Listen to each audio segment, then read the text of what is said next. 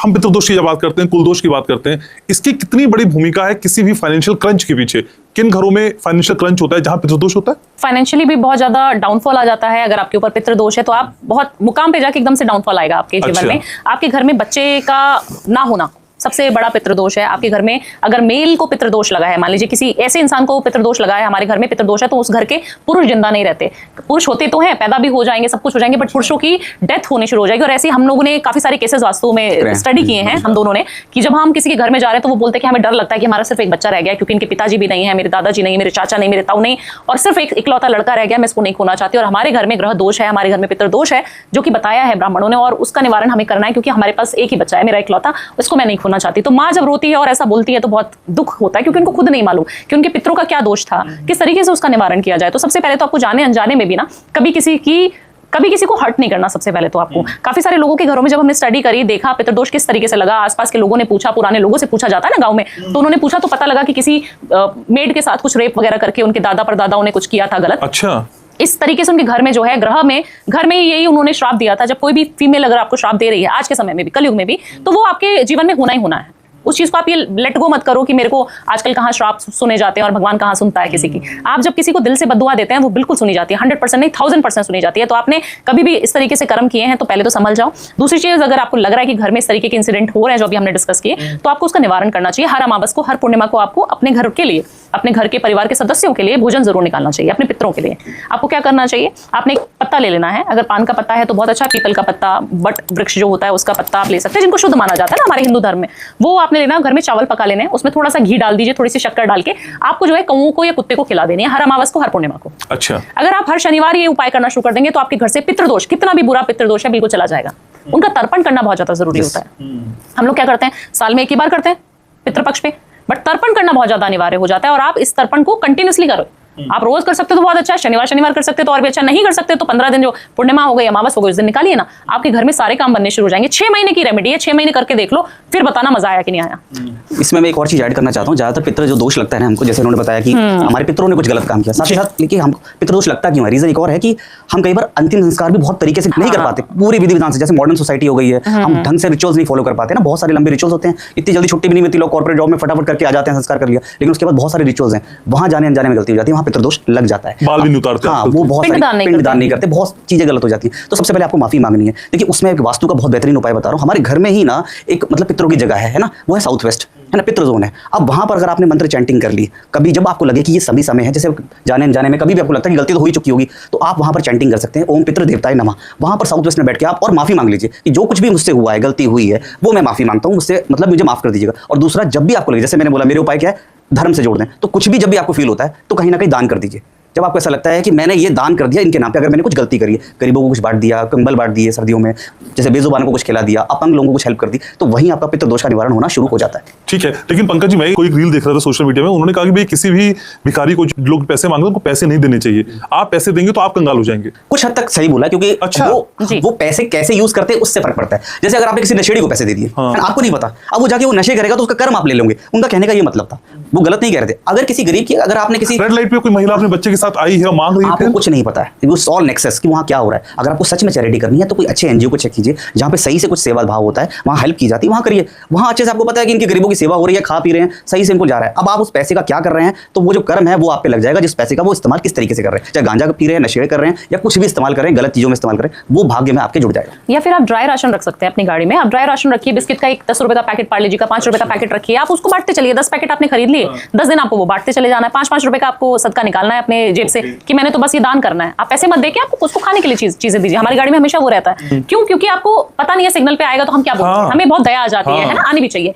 As a human being. But आप जब भी आपको लगे तो आप छोटा पैकेट नमकीन का, भुजिया का, इससे आपका शनि भी अच्छा हो जाएगा, आपके कर्म भी अच्छे हो जाएंगे, और आपकी जो भावना है कि मैं इनको कुछ कर पाया इनके लिए, वो करिए ना। बच्चे को बिस्किट खिला सकते हैं, दूध के पैकेट के लिए पैसे मत दीजिए, सिर्फ आप खाने का सामान दीजिए उनको। और पता नहीं है तो डिसरिस्पेक्ट ना करें, जब आपको पता नहीं क्या करने वाला तो डिसरिस्पेक्ट मत, हाथ जोड़ के माफी मांग के कर लीजिए। ठीक है, लेकिन भावना जी, हर 2-3 साल में कई लोगों की जिंदगी में एक पैटर्न बन जाता है कि 3 साल बाद फिर एक डाउनफॉल आएगा, फिर 3 साल बाद फिर एक डाउनफॉल आएगा, या फाइनेंशियल क्रंच आएगा। ये क्या होता है? ये इसलिए होता है घनश्याम जी कि हम एक नियम को फॉलो नहीं कर रहे हैं। जो शनि है हमें बोलता है कि आपको जीवन भर कर्म करना है, आपको हमेशा ही अपने काम को सुबह उठ के शुरू कर देना है और रात को सोने से पहले आपको जो है सारी चीजें अच्छे से सिस्टमैटिक तरीके से रख के घर को, बच्चे को, सबको सो जाना है। अब हमारे जीवन में हम क्या करते हैं, जब हमारे पास खुशियां आ जाती है ना घनश्याम जी, हम पागल हो जाते हैं। हमारे पास हमें जो सक्सेसफुल, आपको आज पॉडकास्ट में चाहिए था कि मेरा 1 मिलियन व्यू चला जाए, और वो चला गया ना, फिर आपको आप भूल जाएंगे आपने जो वादे भगवान से किए, आपने जो परिवार से वादे किए, आप उस चीज को एंजॉय नहीं करेंगे। आप उसका टू डू लिस्ट में दूसरा आप बना देंगे 2 मिलियन। इंसान की एक डिजायर होती है ना, एक फीलिंग होती है हमारे मन में कि हमने ये चीज अचीव कर ली, तो ये जो प्राप्त कर लिया वो क्या बड़ा, ठीक है। तो आप जो है सबसे पहले एंजॉय करना शुरू करो, भगवान को शुक्रिया अदा करना शुरू करिए। आप भगवान के जो मंदिरों में जाके आपने अपने बुरे समय में वो चीज मांगी थी कि ये चीज मुझे मिलनी चाहिए, इतने करोड़ का मेरा बिजनेस होना चाहिए, अगर हो गया तो आपने वहां जाकर दोबारा से थैंक यू बोला कि नहीं बोला? कहीं ना कहीं आप देखना वो मिसिंग होगा। जितने भी लोगों को आप रीड करेंगे ना, आप पूछिएगा उनसे कि आपने जो चीज अचीव करी थी जब आपका बुरा समय था, आप खाटू श्याम गए थे, आप बांके बिहारी मंदिर गए थे, आप दोबारा गए जब आप सक्सेसफुल हो गए कि नहीं? कहा जाता है कि जब भी पूजा इंसान करता है ना, अपने स्वार्थ के लिए करता है। जब भी कुछ मंदिरों के दर्शन करता है, जब भी कहीं कहीं जाता है ना, वो कि मैंने आज यहाँ बता दिया तो वहां चला गया, हमारे पास आ गया, क्यों? जब वो बुरा समय है। जब अच्छा समय है तब आप गए कि नहीं गए?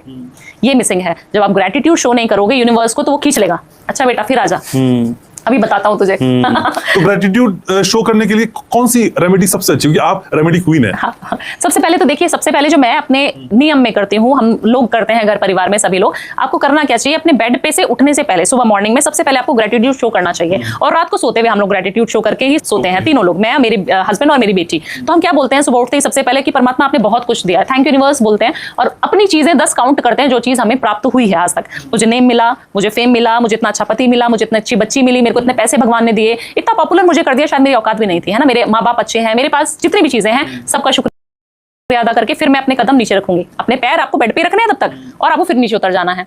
भगवान क्या खुश, आप किसी को अप्रिशिएट करते हैं, आपको पता है कि आप बहुत खूबसूरत हैं, बट आपके फ्रेंड ने आपको 2-3 बार बोल दिया, फिर एक और इंसान ने आपको मिला, आप बोल दिया, आप खुश हो गए कि नहीं? अरे वाह, आज तो मैं बड़ा सुंदर लग रहा हूँ, लग रहा है मेरे को बहुत अप्रिशिएशन मिल रही है।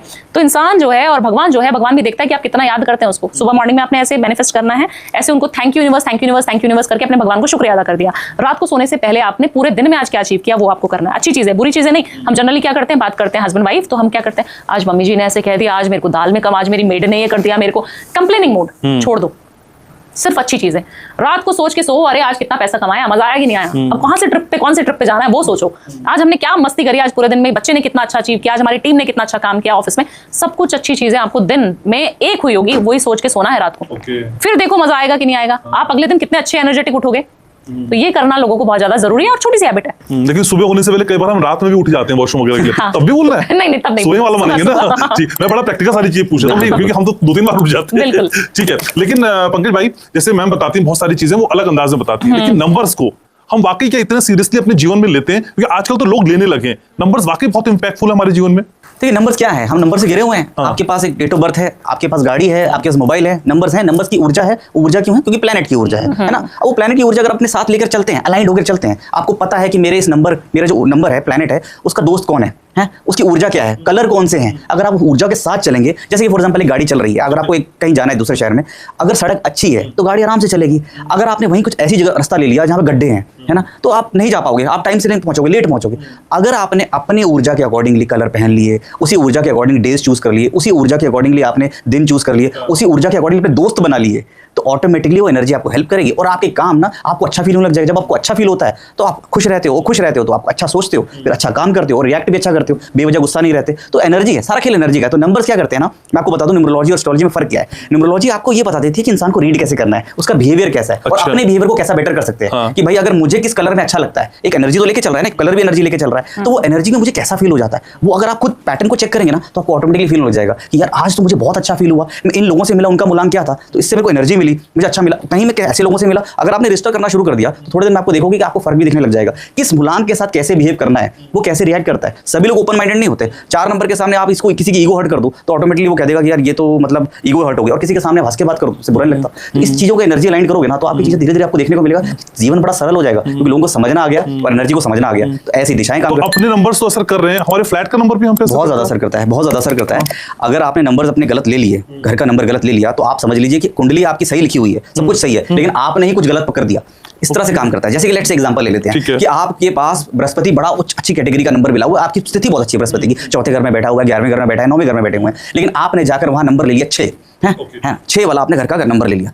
कहीं ना कहीं आपको ऐसा देखने को मिलेगा रेसिस्टेंस। आप सोचोगे मैंने 6 नंबर ले लिया, भाई नंबर तो 6, क्योंकि आपने Business का number- इंस्टाग्राम की रील से देख लिया है ना कि भाई 6 नंबर तो बहुत अच्छा, पैसा ही पैसा आएगा। आपको पता नहीं है कि एक तो आप मूलांक 3 है, आपकी बृहस्पति बहुत मजबूत है कुंडली में, उसके बाद आपने 6 ले लिया, एंटी नंबर्स हैं, वो कहीं ना कहीं आपको दिक्कत आएगी, आपकी सोच में ही दिक्कत आएगी, मन कुछ और कह रहा होगा, कर्म कुछ और कह रहा होगा, आप खुद कंफ्यूज रहेंगे कि ये मैं क्या करूं, क्लैरिटी आना बंद हो जाएगी, फोकस ही नहीं रहेगा, क्या बोलेगा पैसे की तरफ जाऊं कि धर्मार्थ की तरफ जाऊं, इतना दिक्कत आ जाएगी आपको। लेकिन पंकज भाई हाई राइज में जब हम रहते हैं तो आपके फ्लैट के आगे आपके फ्लोर का नंबर होता है, हाँ, हाँ। तो वो हम काउंट करते हैं या सिर्फ हम फ्लैट का नंबर काउंट फ्लैट करते का हैं? नंबर काम करता है काफी हद तक, फ्लोर तो देखिए जो नेगेटिव है वो तो आजकल सभी लोग फिलॉसफी कर रहे हैं कि 13 नंबर को ले ही नहीं रहे। नहीं मैं ऐसे नहीं समझ मैंने कि एक ही मतलब Floor 10th पे। फ्लोर पे ले लिया, 8th फ्लोर पे लिया, तो हमारा उसमें 36 नंबर का फ्लैट है तो 836 हो जाएगा, हाँ। और किसी का 37 नंबर का होता है 837 हो जाएगा। तो हम जब इनका मूलांक निकालेंगे जब हम टोटल करके तो हम देखेंगे ना, 8 जो भी सिंगल count डिजिट कर- आएगी वो है आपका नहीं तो नंबर, हम 8 भी काउंट करेंगे, फ्लोर नंबर भी काउंट करेंगे या सिर्फ फ्लैट का नंबर काउंट फ्लैट का करेंगे? नंबर, सिर्फ फ्लैट का ओके, और तो हम फ्लोर का नंबर नहीं वर्क नहीं करते। करेंगे। हाँ, ये भी अगर वो समझता मेंशन है। हो रहा है तो हाँ। कई बार ऐसा होता है, जैसे हमारा फ्लैट का नंबर है 1002 तो 10th फ्लोर पे है तो 10th फ्लोर पे है, तो वो आपका तो वैसे सबको पता है आप कहाँ रहते तो हैं। टोटली